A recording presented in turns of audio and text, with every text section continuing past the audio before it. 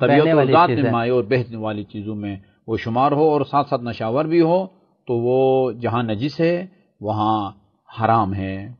لیکن اگر کوئی ایسی چیز ہے جو اس میں اسکار یعنی نشاور والی صفت اس کے اندر ہے، جو اس کو استعمال کرے گا وہ نشے میں آ جاتا ہوگا، لیکن یہ ہے کہ وہ ٹھوس ہے، سخت چیز ہے، تو وہ اس کا استعمال اس کا کھانا حرام ہے لیکن نجس نہیں ہے، اس لیے کہ وہ بالاصالہ یعنی جب اس کو بناتے ہیں تو قدرتی طور پر تو وہ ٹھوس ہے، سخت چیز ہے، مائع نہیں ہے۔ کیا ہم یہ کہہ سکتے ہیں کہ مسکر نشہ آور ہونے کی وجہ سے چیز حرام ہے لیکن نجس ہونے کے لیے اس کو مائع بالاصالہ یعنی بہنے والا ذاتن ہونا اس کا ضروری ہے؟ جی اب یہ چیزیں حرام ضرور ہیں لیکن چونکہ بالاصالہ وہ مائع نہیں ہیں لہذا وہ ہم ان کو نجس نہیں کہہ سکتے۔ قبلہ ہمیں شراب کی حرمت کے بارے میں قدر تفصیل سے آگاہ فرمائیے۔ جی عطا بھائی، اصل میں ویسے تو 10 کے 10 نجاسات ان کا کھانا پینا حرام ہے، ہر نجس کا کھانا جائز نہیں ہے، حرام ہے، لیکن شراب میں کچھ ایسی خصوصیت ہے یا اس کے استعمال میں کچھ ایسے منفی اثرات ہیں جو تجربے سے بھی ثابت ہیں جس کی وجہ سے اور نجاسات کے مقابلے میں اس کی شدت زیادہ ہے، مذمت کی گئی ہے اس کی، بلکہ شراب خور سے سوشل بائیکاٹ کا حکم دیا گیا ہے، شراب خور کو بیٹی کا رشتہ دینے سے روکا گیا ہے، منع کیا گیا ہے، بلکہ سخت قسم کی تعبیریں ہیں کہ جو شخص شراب خور کو اپنی بیٹی کا رشتہ دیتا ہے گویا اس کو وہ گناہ پہ آمادہ کر رہا ہے، کوئی اس قسم کی تعبیریں ہیں۔ البتہ اس سے یہ غلط فہمی نہ ہو کہ اگر ہم کسی شراب خور کو بیٹی کا رشتہ دیتے ہیں اور وہ نکاح پڑھا جاتا ہے تو وہ نکاح صحیح نہیں ہوگا، یہ میاں بیوی نہیں بنیں گے، نہیں یہ نہیں ہے، یہ بعض اوقات کسی فعل حرام کی شدت کو ظاہر کرنے کے لیے تاکید کی خاطر اس قسم کی تعبیریں کی جاتی ہے، رشتہ نہ دو، اس کا مطلب یہ نہیں کہ اگر ہم رشتہ دے دیں تو وہ نکاح نہیں ہوگا، یہ بدستور نامحرم رہیں گے، یہ مراد نہیں ہے، لیکن یہ کہ شراب خور کو بیٹی کا رشتہ دینا اسلام کی نظر میں ایک ناپسندیدہ ہے، ناپسندیدہ عمل ہے، جیسے طلاق کے بارے میں کہا گیا ہے کہ جائز کاموں میں خدا کے نزدیک سب سے ناپسندیدہ عمل جو ہے وہ طلاق ہے، عرش الہی ہل جاتا ہے، اس کا مطلب یہ نہیں ہے کہ چونکہ ناپسندیدہ ہے اگر کوئی صیغہ طلاق جاری کر دے تو طلاق نہیں ہوگی اور وہ میاں بیوی میں وہ جدائیگی نہیں ہوگی، یہ مراد نہیں ہے، لیکن وہ اتنا یہ سنگین گناہ ہے کہ شراب خوری کی رشتہ دینے سے وہ روکا گیا ہے، اور اس کے جو اثرات ہیں وہ جدید تحقیق بھی یہ کہتی ہے کہ سب سے بڑا کہیں یا سب سے برا اثر جو انسان کے جسم اور انسان کی طبیعت کے اوپر اس کا ہوتا ہے یہ کہ انسان کا جو دفاعی نظام ہے، انسان کے اندر جو انسان کا دفاعی نظام ہے وہ متاثر ہوتا ہے، اور خون کے جو سفید خلیے ہیں جو آپ کے جسم کے اندر، آپ کے کشور بدن کے اندر وہ مسلح افواج کا کردار اور رول ادا کرتے ہیں وہ متاثر ہوتے ہیں یا وہ کمزور ہو جاتے ہیں، اور آپ سمجھتے ہیں کہ جس ملک کی مسلح افواج وہ کمزور ہو پھر ہر کوئی جو ہے اس کو وہ آنکھیں دکھاتا ہے اور اس کے وجود کو خطرہ لاحق ہوتا ہے، لہذا آج امریکہ اور یورپی ممالک میں بھی وہ اب اس نتیجے تک پہنچے ہیں کہ وہ اس سے اب لوگوں کو اس کے منفی اثرات سے وہ روک رہے ہیں، اور باقاعدہ کتابیں لکھی جا رہی ہیں، سیمینار ہو رہے ہیں کہ اس کے یہ اثرات ہیں، تو اس وجہ سے بھی یعنی ایک مادی انسان جو خدا، رسول، جنت، دوزخ کا تصور نہیں رکھتا وہ اس کے جسم کے اوپر جو منفی اثرات مرتب ہوتے ہیں ان کے پیش نظر جو ہے وہ اس عمل سے وہ مسلسل وہ روک رہے ہیں، اور اسلامی نقطۂ نگاہ سے ہم جو کہ غیب پر ایمان رکھتے ہیں، ہماری بعض روایات بتاتی ہیں کہ اس کے نتیجے میں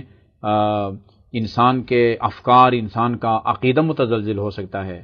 انسان کی عاقبت اور آخری انجام انسان کا وہ خراب ہو سکتا ہے۔ صحیح۔ میرے ذہن میں ایک روایت ہے، فضیل بن یسار جو کہ بہت بڑا گناہگار تھا، بعد میں پشیمان ہوا اور توبہ نصوح کیا، یعنی توبہ نصوح اگر ہمارے ناظرین نہ سمجھیں تو توبہ نصوح کا مطلب یہ ہے کہ یعنی ایسی توبہ کی جس کے بعد پھر دوبارہ انسان وہ گناہ نہ کی کرے، طرف نہیں پلٹا۔ یا بعض اوقات انسان توبہ کرتا ہے پھر شیطان کے بہکاوے میں آتا ہے، پھر کوئی گناہ اسے سرزد ہوتا ہے، صغیرہ یا کبیرہ۔ توبہ نصوح کا مطلب یہ ہے کہ وہ توبہ جو توڑی نہیں گئی، بالکل پکا ہے بندہ اور پھر دوبارہ گناہ کے قریب نہ جائے۔ تو توبہ کی، اور اس نے اس کے بارے میں تاریخ میں ملتا ہے کہ اس کو پتہ چلا کہ اس کا ایک بہت ہی لائق شاگرد تھا، وہ مرض الموت میں مبتلا ہے، حالت اس کی نازک ہے۔ صحیح۔ تو وہ اپنے شاگرد کی آخری عیادت کے لیے گیا اور اس کے قریب بیٹھ کے اس نے قرآن کی تلاوت شروع کر دی۔ صحیح۔ جب شاگرد متوجہ ہوا کہ استاد میرے سرانے پہ بیٹھے سورہ یاسین کی تلاوت کر رہے ہیں، کیونکہ روایات میں ہے کہ وہ نزع کی جو کیفیت ہوتی ہے یا قبض روح کا جو مرحلہ ہے وہ بڑا سخت دشوار ہوتا ہے، بڑا دشوار ہوتا ہے۔ بعض روایات میں ہے کہ وہ تشبیہ دی گئی ہے، مثال دی گئی ہے کہ اگر کوئی خاتون وہ اپنی کوئی نازک چادر یا دوپٹہ کسی کانٹے دار جھاڑی کے اوپر ڈال دے خشک ہونے کے لیے، اور خشک ہونے کے بعد اس کا ایک سرا پکڑ کے وہ کھینچے تو وہ دوپٹہ یا چادر صحیح حالت میں اس کے ہاتھ میں نہیں آئے گی، وہ جو ہے نا وہ تار تار ہو جائے گی، اس کے کچھ ٹکڑے کچھ دھاگے اس میں الجھ کے رہ جائیں گے۔ بالکل صحیح۔ جس طرح جو حالت اس چادر کی ہوتی ہے، ہاں جی جی جی، وہ کیفیت ہوتی ہے انسان کی قبض روح کے موقع پر۔ تو قبض روح کے موقع پر یا نزع کے عالم میں سورہ یاسین کی تلاوت کا یہ ایک اثر یا فائدہ بتایا جاتا ہے کہ یہ مرحلہ انسان کے لیے آسان ہو جاتا ہے۔ لہذا مسلمانوں میں یہ رواج ہے کہ جب دیکھتے ہیں کہ وقت آخر ہے تو پاس بیٹھ کے قرآن مجید کی سورہ یاسین کی تلاوت کی جاتی ہے۔ تو وہ اپنے اس شاگرد سے اس کو ہمدردی تھی، بیٹھ کے قرآن کی جب تلاوت کرنے لگا سورہ یاسین کی تو وہ متوجہ ہوا اور استاد سے کہا کہ آپ میرے پاس بیٹھ کے سورہ یاسین کی تلاوت نہ کریں۔ اپنے استاد کو سورہ یاسین کی تلاوت سے روک دیا۔ اچھا انہوں نے تلاوت نہیں کی، پھر کہا اچھا میں تلاوت نہیں کرتا، تم کلمہ پڑھو، کیونکہ وہ سمجھ رہے تھے کہ بس اس کے یہ آخری لمحات ہے اور وہ چند لمحوں بعد وہ دم توڑ جائے گا۔ تو سورہ وہ کلمہ توحید پڑھنے کے لیے کہا، وہ کلمہ توحید بھی لا الہ الا اللہ نہیں پڑھ سکا۔ کلمہ توحید جو ہے وہ اس کے زبان سے جاری نہیں، اس کی توفیق جو ہے وہ حلب ہو گئی۔ یہ بہت کچھ ایسے اعمال یا ایسی برائیاں ہیں اسلامی روایات کے مطابق جن کے نتیجے میں وقت آخر انسان کا بنیادی عقیدہ اور ایمان متزلزل ہوتا ہے۔ ان میں سے ایک عمل یا ایک برائی یا ایک گناہ شراب خوری ہے، اور اس کے ساتھ ساتھ مجھے ایک اور گناہ بھی یاد آ رہا ہے۔ میری ایک عادت ہے، آپ اس کو اچھی سمجھیں یا بری، جو روایت یاد آ جاتی ہے اس کو سنائے بغیر میں آگے نہیں بڑھ سکتا۔ رسول کریم صلی اللہ علیہ وسلم کی خدمت میں عرض کیا گیا کہ آپ کا فلاں ہمسایہ وہ مرض الموت میں مبتلا ہے، تو آپ چلیے آپ اس کی آخری عیادت کے لیے۔ تو اصحاب کے ساتھ آپ گئے اور اس کے قریب جا کے آپ بیٹھ گئے، تو آپ نے اس سے کہا کہ بھئی کلمہ پڑھو، قل لا الہ الا اللہ، کلمہ پڑھو بھائی۔ تو وہ نہیں پڑھ سکا، نہیں پڑھا اس نے۔